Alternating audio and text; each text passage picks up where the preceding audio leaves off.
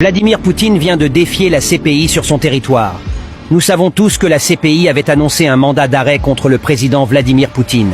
Il doit être arrêté s'il met pied dans un pays membre de la CPI. À une grande surprise, le président de la Russie vient de montrer à la France et surtout les États-Unis qu'il est le seul maître du monde pour le moment. Le chef suprême qui n'a peur de personne. Voici maintenant le pays dans lequel Vladimir Poutine est en résidence pour 2 jours. C'est le Kirghizistan. Pour provoquer plus à la CPI, une mobilisation a été faite pour accueillir le président Vladimir Poutine. Mais la CPI et toute l'Union européenne gardent leur silence. Sachez que la Russie a déjà prévu tout le monde entier. En cas d'une attaque quelconque de leur président en exercice, le pays responsable provoquera une guerre contre la Russie. Quel est ce pays qui osera attaquer Poutine, sachant que la Russie est la première puissance au monde? La CPI a pensé fermer les portes à Poutine, hélas. Elle n'a aucun effet. Même les États-Unis d'Amérique ont peur de la Russie. Respect et considération au président Vladimir Poutine. N'oubliez pas de vous abonner et de partager la vidéo. Oh là là, le président de la Fédération de Russie, le président Vladimir Poutine, vient de poser un acte à l'endroit de la Cour pénale internationale.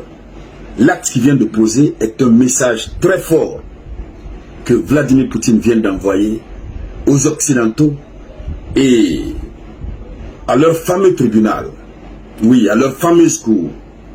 Désormais, la Cour pénale internationale n'a plus d'importance pour Vladimir Poutine. Il défie la Cour pénale internationale. Vous savez, chères dames, chers messieurs, depuis le mois de mars passé, les fameux juges, les pseudo-juges de la CPI ont émis un mandat d'arrêt international contre Vladimir Poutine. Et c'est la raison pour laquelle d'ailleurs Vladimir Poutine ne s'était pas rendu finalement en Afrique du Sud lors, n'est-ce pas, du sommet tant attendu des BRICS. Mais après, Vladimir Poutine avait dit que c'est lui qui ne voulait juste pas sortir de son pays. Mais il avait déjà dégagé, bon, les médias occidentaux avaient commencé à dégager l'intention de Poutine de vouloir se rendre en Asie et de vouloir partir en Chine. Ce sont les médias occidentaux qui l'annonçaient et qui disaient, mais est-ce qu'il va aller? Parce que quel que soit le moyen de transport qu'il va emprunter, les Occidentaux sont prêts, n'est-ce pas, à en découdre avec lui, à l'arrêter. Alors, voici, n'est-ce pas, Vladimir Poutine qui se lève et qui va au Kirghizistan. Kirghizistan. Désolé, mesdames, mesdemoiselles et messieurs. On a ces pays-là qui ont des noms difficiles à prononcer. Kazakhstan, Azerbaïdjan, etc. C'est pas facile. Donc, il est allé en visite, n'est-ce pas? Il est en visite à Bichkek, au Kirghizistan. Et dès qu'il est arrivé, il y a eu une cérémonie officielle pour son accueil. Les images que vous voyez là sont quelques images de son accueil. La cérémonie officielle de son accueil.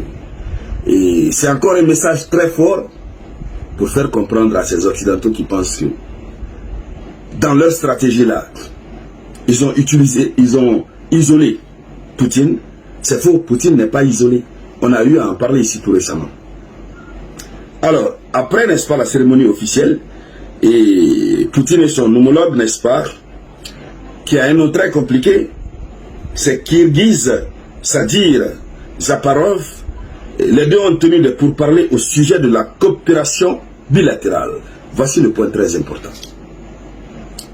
Poutine va pour échanger avec son homologue kirghiz sur la coopération Russie-Kirghizistan. Mais une coopération sur quel plan?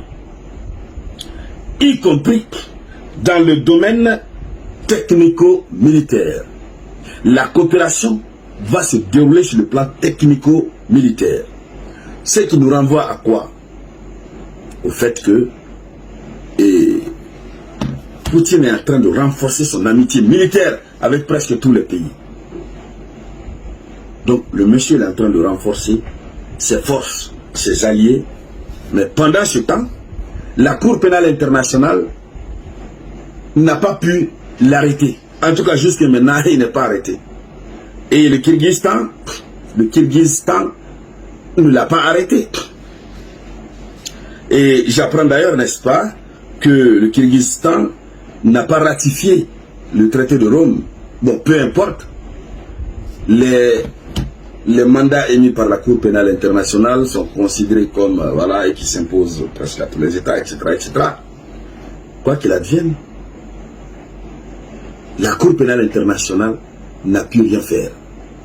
Oui, Poutine les a défiés et les a envoyé un message fort. D'abord, vous savez que, avant que Poutine ne bouge, Poutine a mis sur la liste des personnes recherchées en Russie, dont des personnes qui doivent être arrêtées, le président de la Cour pénale internationale lui-même. Donc Poutine s'en fiche, il sort, il va là où il veut, il revient comme il veut. Ce qui est très intéressant dans ça, c'est qu'il s'en fiche pas mal de ce que ces gens-là pensent. Lui continue son offensive diplomatique à l'international, pendant qu'ils sont là en train de rêver pour dire non, la Russie est isolée, la Russie est isolée, Poutine est isolé, et puis il ne se gêne même pas de le dire sur les médias. Poutine continue à renforcer son amitié, mais surtout sur le plan de la coopération militaire. Alors, beaucoup ne comprennent pas l'objectif visé par Poutine de vouloir, n'est-ce pas, avoir des coopérations militaires avec plusieurs États, et non des moindres. Ça rend Vladimir Poutine très puissant, parce que nous sommes dans un moment de guerre froide. Si on n'y prend pas garde, la guerre ouverte va voir le jour. Et parce que nous avons des parties occidentales très belliqueuses, qui sont aptes, qui sont enclins régulièrement à tomber, n'est-ce pas, dans le conflit. Ils adorent ça, ils aiment. Alors, qu'est-ce que Poutine va faire? Poutine va se préparer. Il doit préparer son équipe. Vu que le monde est désormais divisé, et on a le bloc de l'Occident et le Sud global. Et le Sud global, avec à sa tête Poutine et Xi Jinping, il faut se préparer. Il faut renforcer les capacités de différentes armées pour faire en sorte que, lorsque ces gens-là vont tenter pimpin, que toutes les armées soient prêtes. Alors, ces coopérations que Poutine est en train de nouer avec les autres pays est en train de rendre encore Poutine très très puissant. Très puissant. Pendant que, lorsque vous prenez les Occidentaux, notamment la France et l'Amérique, les coopérations avec les pays sont en train de s'estomper, sont en train de s'arrêter. La France qui quitte l'Afrique de façon tumultueuse, qui ne veut pas quitter définitivement. L'Amérique aussi qui sanctionne le Niger et qui commence à rompre un peu ses relations de coopération militaire avec le Niger et certains autres pays. Donc ça devient très compliqué pour les Occidentaux. En tout cas, anyway, quoi qu'il advienne, le message, il est envoyé par Vladimir Poutine à, n'est-ce pas, aux Occidentaux et surtout à la Cour pénale internationale. Poutine, c'est un homme.